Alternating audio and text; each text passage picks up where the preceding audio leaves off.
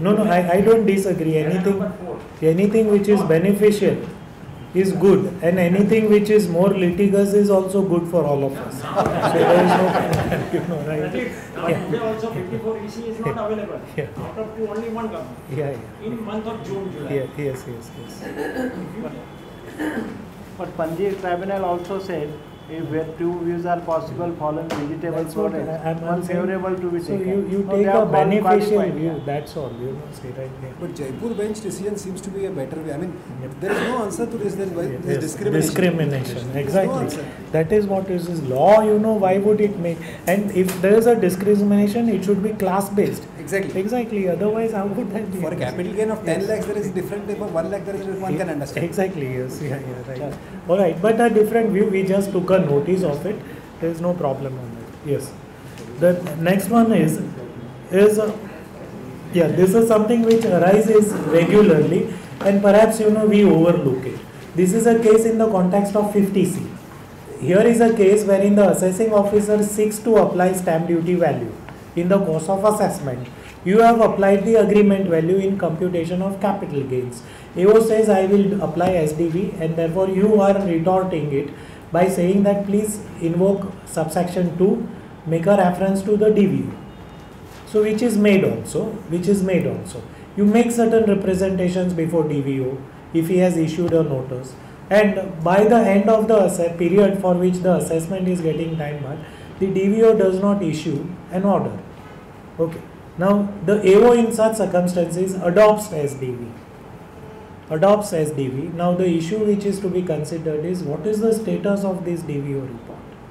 Yes, I am not impressed by that okay, when it is before CIT appeal you can substitute and all that ways are open. The point is what is the status of this DVO report. Easy for all. Should he have obtained it before the assessment? If 50C2 is read as we are right now gathering that the law must be read as it is. So law says that he has to make a reference and he has to adopt that value. Now failure of his own mechanism, what do I do with that? Then in that case you accept my value. Can you substitute? It's not a 154 or 155 case. Though in a roundabout manner we may agree to this is a different thing. So this is something which we need to examine, that what is the status of that report, and this is different than 55A references or 142 references. This is 50C2 mandates that he has to obtain that report. He has to make that, Pradeep Bhai, yes. there is a judgment which says that this DVO is to support the assessment. So once the assessment gets concluded, there's a decision of Calcutta, it's called Reliance something. Once the assessment is foreclosed, then the DVO procedures retaliate. It cannot be brought on the record. It can't be brought. That's what I am thinking. What is that citation? Reliance kuch hai. Okay. Good. Yeah. Next time if we can share it with not in 50C but in some other. Whatever, yes, but would be useful, yes. In fact, on 50C there are two Madras High Court decisions. One is Meenakshi's decision and Ambatur's decision in the context of DVO. Because it would take a detailed time, I am not discussing that. But please look into those decisions also. Very interesting ones. Meenakshi and Ambatur. Yeah. The other one is, this is interesting, and perhaps one-off decision. This is a case wherein assessee had admittedly purchased a house property with borrowed funds and was paying interest on it. This interest was claimed as deduction under section 24 small b, which deduction also was regularly being allowed to it. Now one fine day the assessee felt that too much of this property is too much. So he sold that property. And when he sold the property, somebody advised him that all that interest which you have paid, you capitalize it as a cost of acquisition under section 48. And he did it. And the matter went to tribunal, and tribunal also said it is allowable. So therefore you get all kinds of decisions. The law was interpreted here. Yes, law was interpreted. Supreme Court, not interpreting the law, stated you cannot claim double deduction as court's case. Because they did not read the law as such, they also applied the law as it should be applied to. Howsoever, coming back is, alright, sorry, that's not the intention to rub it. Okay, the idea here is that, please look into this. If had time, I would have surely taken out some decision, which I am sure it is there, which has said that 48 capitalization is possible provided no deduction was claimed. And if I am right, it is Maitreyi's decision or right? No? Maitreyi Pai's decision. 92 ITR. Something, yeah, right. No, There are please three look decisions. it. Yes, yeah, right, yeah.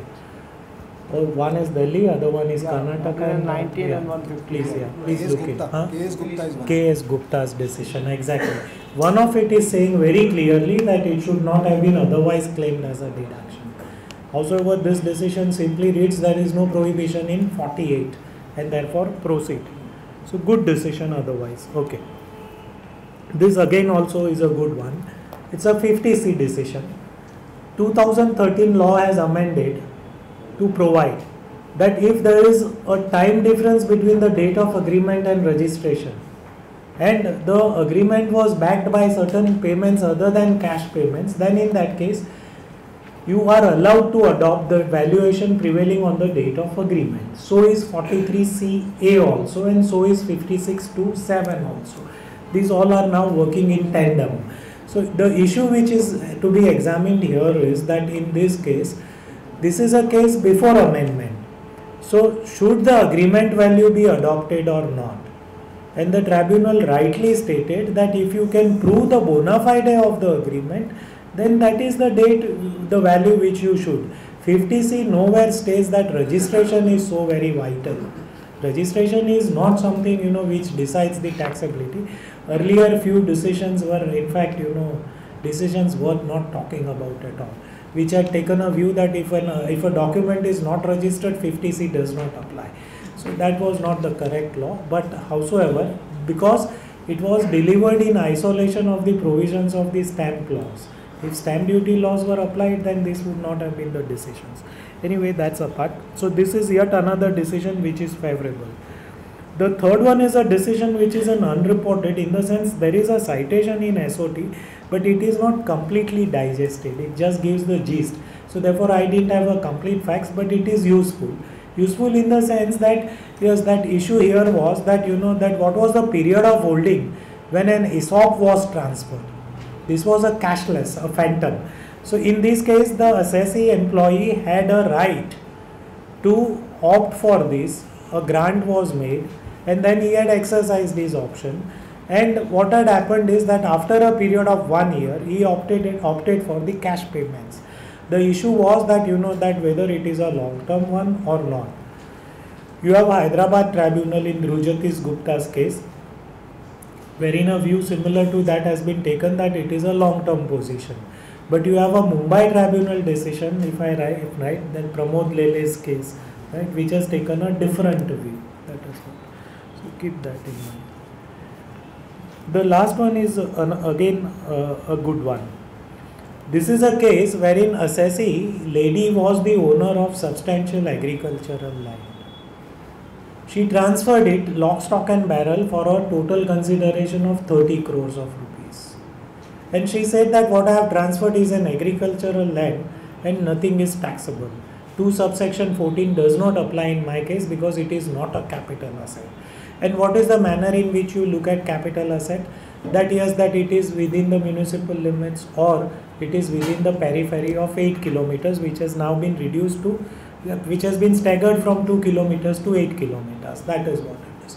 So now in this case, the issue was the assessing officer said that look, this is an agriculture, this is a capital asset. What's the reason? That the whole area was surrounded by Hyderabad Airport Development Authority. And this land also was eventually acquired under a notification by the Hyderabad Development Authority. So HADA was the authority which had not acres, kilometers of land surrounding the whole thing, including this land. So it said that, assessing officer said that this is a notified land, what further requirement it is to be seen.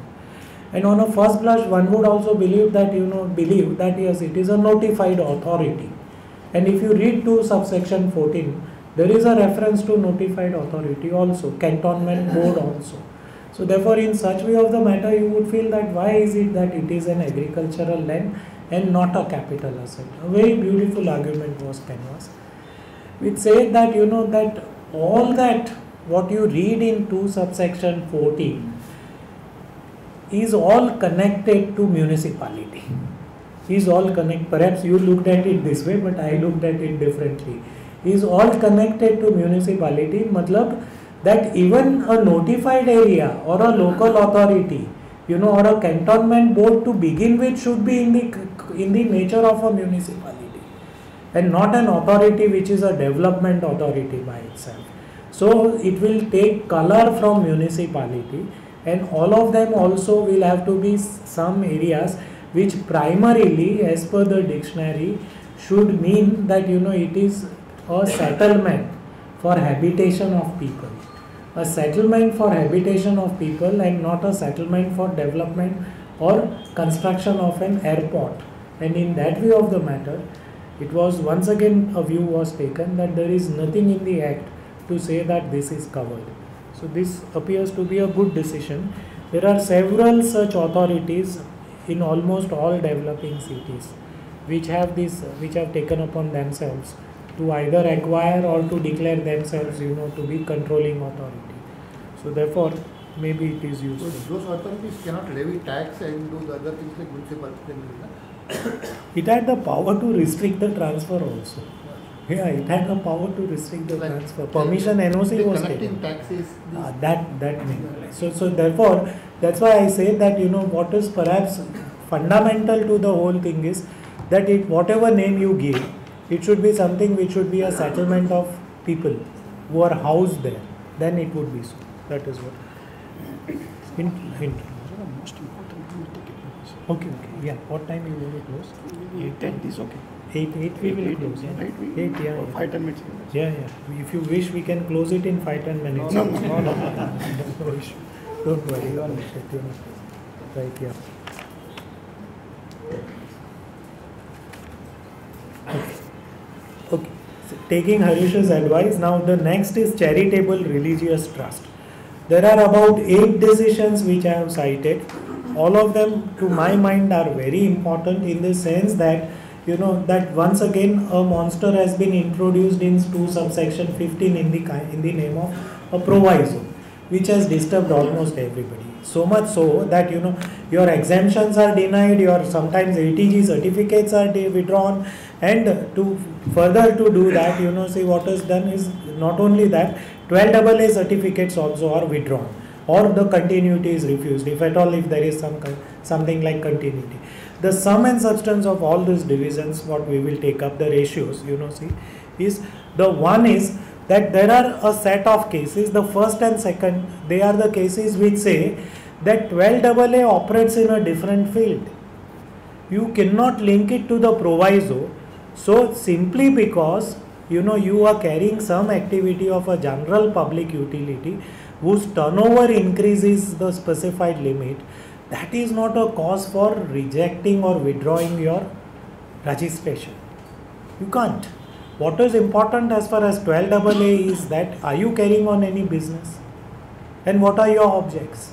If these twin conditions are satisfied, then in that case the proviso should not be a detriment. That is one. The other 2 decisions refer to saying that, including Tamil Nadu Cricket Association, very wonderful and very disturbing decision. This was an IPL thing. When we go overboard, what happens? That this is what is explained, that from a charitable institution which was engaged in promotion of sports all over the state, if it gets into money making, then what happens? In a very, very lighter vein, because all of you are friends, the same thing perhaps happens when we transgress our limit as professionals and get into businessmen. So that apart, see, this is all of us are entitled to, I believe so, to take our own independent calls. So who am I to change that? So this is so again, these are the these are the cases wherein a view has been taken that once the proviso applies, then there is a presumption. That you are no more a charitable purpose. You are no more of this thing. Now this, to my mind, is something which is shaking the fundamentals of this. That is second set of things. But they are decisions and we need to apply our mind to that. The third is that there is a saner voice. which says that that if you have violated the proviso, then in that case you are not entitled to exemption under section 11 to 13, and which I would believe is a rational view, for the reason that the idea of the proviso is to deny you the exemption provided it hits you. If you are in some manner trying to get out of it is a different thing. Yeah, but believe me that more than 50 trusts out of 100 are affected by this proviso. It's like a plague, a viral, all over the country. And if you see the issues involved, which runs into crores of rupees, and all of a sudden a trust which has never paid taxes, see, is asked to pay crores of rupees. Its bank accounts are frozen, properties are attached, it creates havoc. And most of the time it is with the government authorities that this has happened. So another 3 cases are in respect of those government institutions which are carrying on the public activity of general public utility, but it is charging some fees. Some fees, though these fees are incidental, two tribunals or the courts have taken a view that the fact that you are charging fees and not depositing it with the respective state governments, that makes you liable for withdrawal of section 12AA registration. One of it says. The other one says it entitles the assessing officer to withdraw the exemption. The third one says that you are a government authority. You are nothing but extension of government. So what is the trade, commerce or business which you are carrying out? Whatever fees you are charging are incidental. That is a Rajasthan High Court decision. And therefore nothing should be disturbed. 12A should continue. Exemption also should continue. So these are the broad things. The last thing on this is that in some cases you make an application under 12AA for registration, and that application is to be made to the commissioner. Now it so happens that the commissioner, as always, without any work, is always busy, and there is always something which is posted outside his board: do not meet me without appointment. But who wants to meet him? I have in all these years have never aspired to meet. All right. But coming back to this is, so therefore he doesn't even pass an order. He doesn't give you an opportunity of hearing. What he therefore does is that through an AO, he sends an order.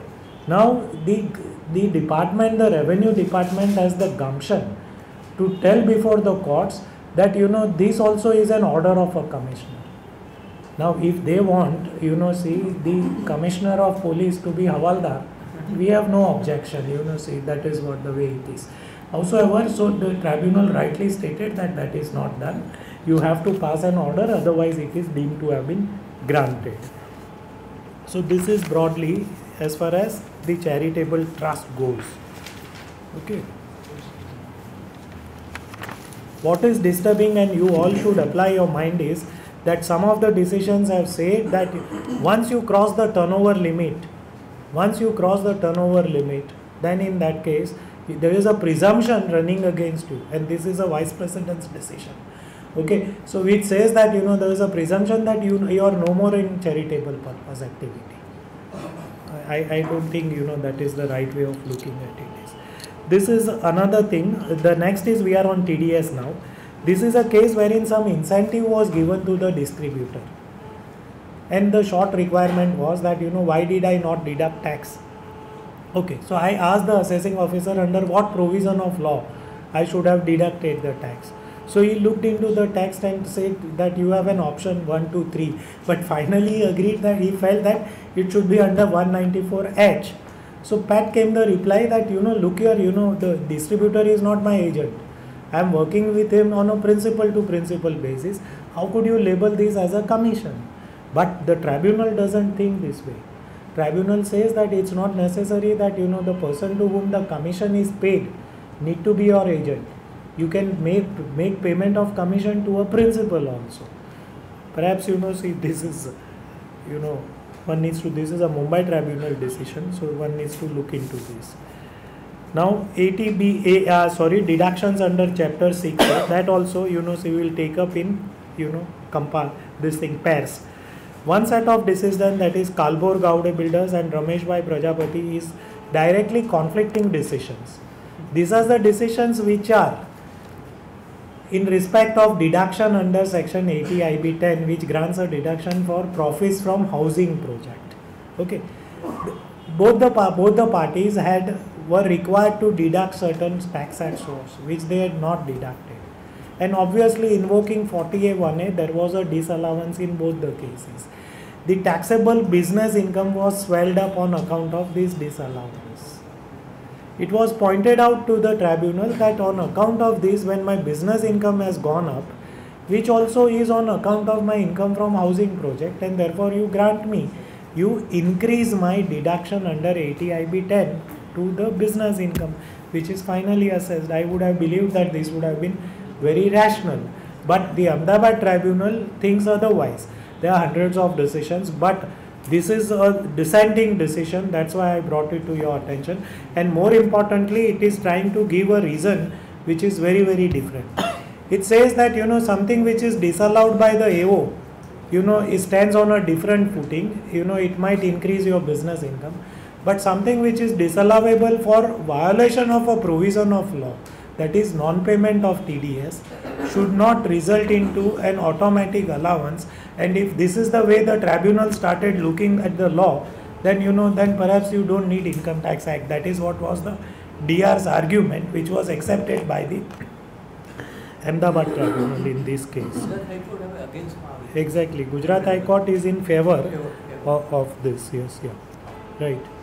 That decision was delivered before this decision. Yeah, but was not cited. Yeah, but the first decision, Sainath Estates, is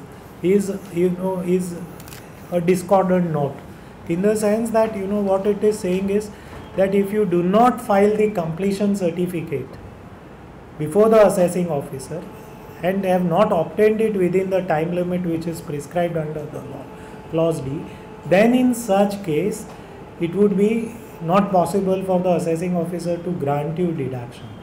Now you have a couple of decisions which have taken a stand that if you have completed the building in all respect, obtaining completion certificate is a formality. While this has taken a stubborn view, this was a search case perhaps, that also prevailed on the tribunal to decide it against the assessing. The other one is that if you have loss from a project in respect of which otherwise you are eligible for 80 IB 10, whether such losses could be set off against your business income, the answer is yes, you can set it off against your business income. The third is, we go back to that Supreme Court 284 ITR Getz India's case, that should you necessarily revise your return or not. Now this is a case wherein a view had been taken that if you had claimed a deduction under 80 IB 10 to begin with while filing return of income, thereafter you are substantially increasing the claim, that doesn't require a revised return. That does not require a revised return. Such claim could be put up even during the course of assessment also. You don't need to travel to 139.5 to discuss. Please read this. This is a good decision. Then, yeah, this Devdas, VN Devdas's decision is stating, is going a step further. This is a case wherein the deduction was not claimed while filing the first return. Thereafter there was a raid and the person was asked to file return for the block period under 153A. And it is at this point of time he claimed deduction for the first time under 80 IB 10. And the tribunal stated that that is possible. That is possible because the law permits you to do so. Okay.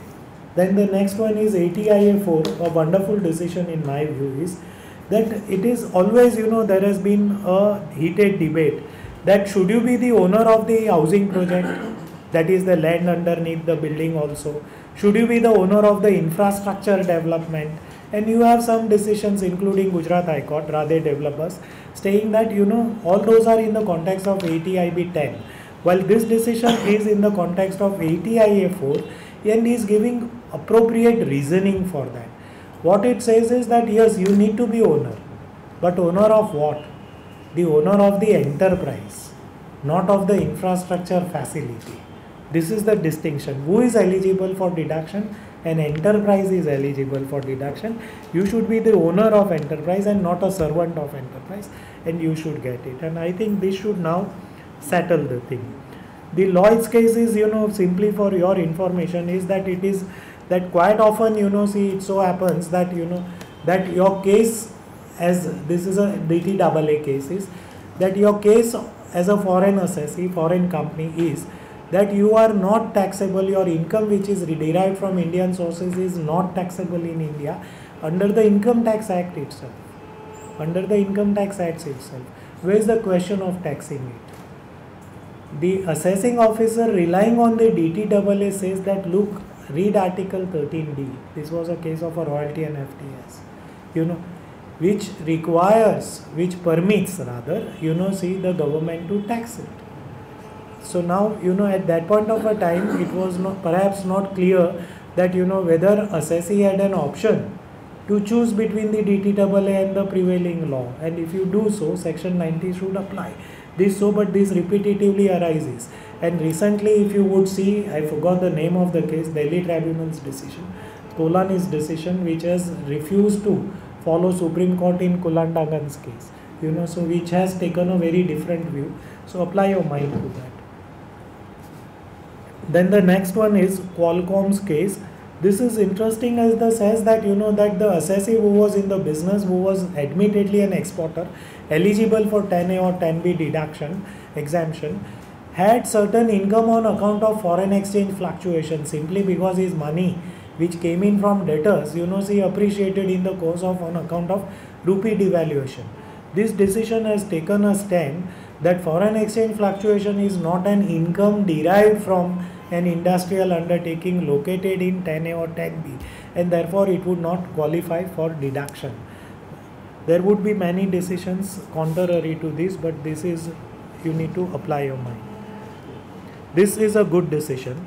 That this is a case of a person who was the owner of a property who had borrowed funds from the banks and then was paying interest. One fine day decided that all this interest is killing, so there was a friend who said that, okay, I am giving you this money, you close the loan.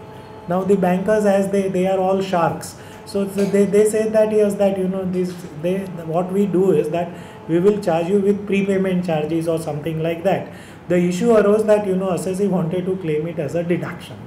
Is it an interest and therefore it is qualifying for deduction under 24B? The tribunal very, very nicely interpreted Section 2, subsection 28A, which defines interest. On a first blush, you would disagree that, this is not possible because by reading simply 24B, which we are habituated to do, we perhaps may not read. But when you read what interest is, it also covers the cases on account of the credits which are availed, payments made for credits which are availed, and that is the way tribunal went about it. So this also should be a good one. The other one is that, if HUF is in receipt of a gift, should it be not taxable under 56(2)(7)? And following the earlier decision, Balodia's decision, a view has been taken that HUF also can receive gift. In short, what it is saying is, now this is another tribunal. So there is a list of tribunal which is joining the gang, is that it is saying that HUF also can have a relative. The question which would arise is that how do you determine the relationship? Do I find out that whether the donor is father of the HUF or what? So maybe the rational answer is father of the karta, okay, or father of the members. You don't know about it. So therefore, this issue, till the time it is resolved, I don't think it is very, very, very comfortable getting into these kind of arrangements. The next one is a presumption 290C, wherein on one page investment in shares and securities was found during the course of search. On the very same page, sources of acquisition of shares also was explained. The department said that I will tax you on the investment, but your source I will disregard. So the tribunal says that please don't do such things. Some people, do many things simply out of habit, and if they don't do such things, they are unhappy at the end of the day. Yeah. This gift to employees is a perquisite, is fine. The next one, Purti? No, I'll come. Yeah, for 1 second. Which is the number you are trying? Yeah, my numbers are slightly 16. Yeah, penalty. Both decisions are 16. Yeah, that way 15. अच्छा 15 के बाद में 16. Yeah, 16 is yeah. This is a good decision in the sense that what has happened is here is a case. See, I have always considered 271 AAA and for that matter its predecessor, explanation 5 to section 271 1C, to be very strict codes, and in order to avail immunity I should have complied with all the conditions of this. This is the way I looked at it, because the way department looked at it is that it empowered them to presume the concealment, and if I want to get out of the presumption I need to comply with the conditions. And 271 AAA also was more or less similarly drafted.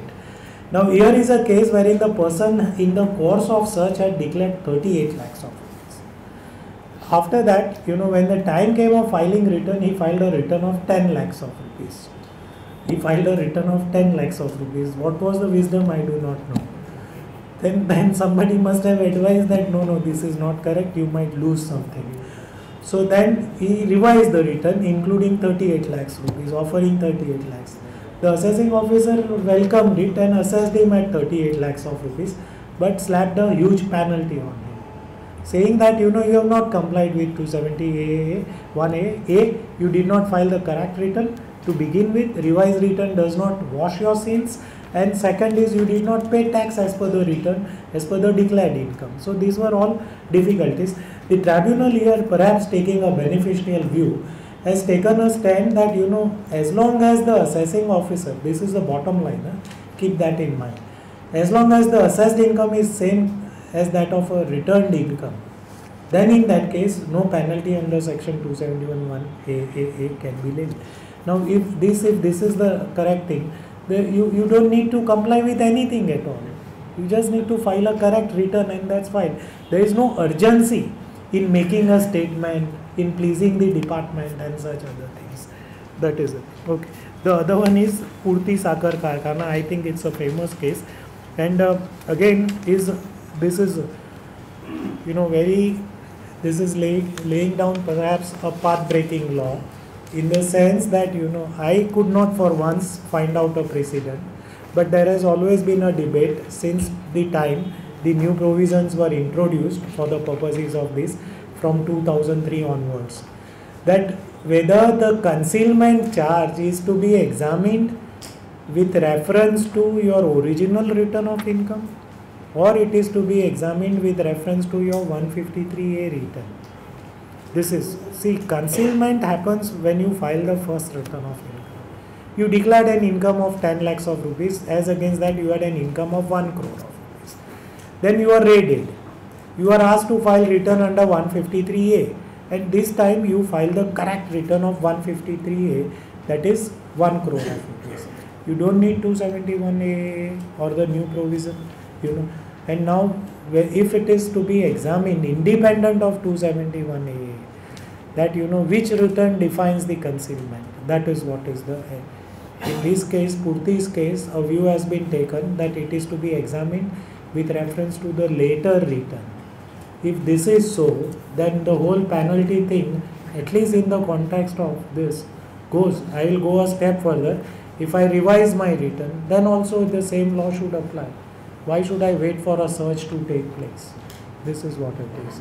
So therefore, whether concealment happens with reference to first return or the second return, this decision says it is with reference to the second. After detection, no?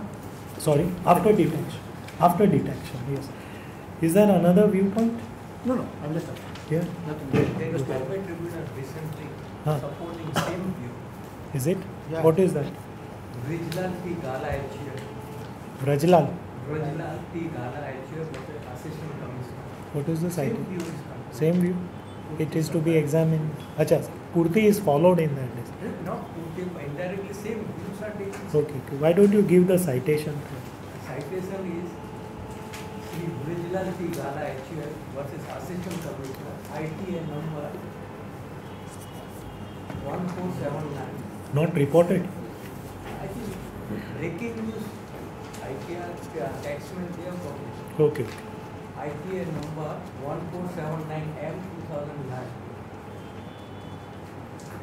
The report is on 33 taxmen from 620 Mumbai. Just I'll pick up few more. Yeah. 33 taxmen from 620. Okay, may I continue? Yes, the next is Kansara modular. That is a short issue which is to be examined is that whether 41(1) applies even to a case wherein the person had not claimed a deduction but had claimed an allowance in the form of a depreciation. This is a case wherein the person had borrowed funds on which interest was paid. Interest was not claimed as a deduction but was capitalized, and on that interest depreciation was claimed. Interesting, whether there was a benefit derived or not, and whether it could be considered as an expenditure or an outgoing or not. The tribunal has taken a correct view that it does not apply to such case. You have to demonstrate that a direct deduction was claimed. This Nimbus's case is that a company had paid royalty for taking a license to broadcast the commentary.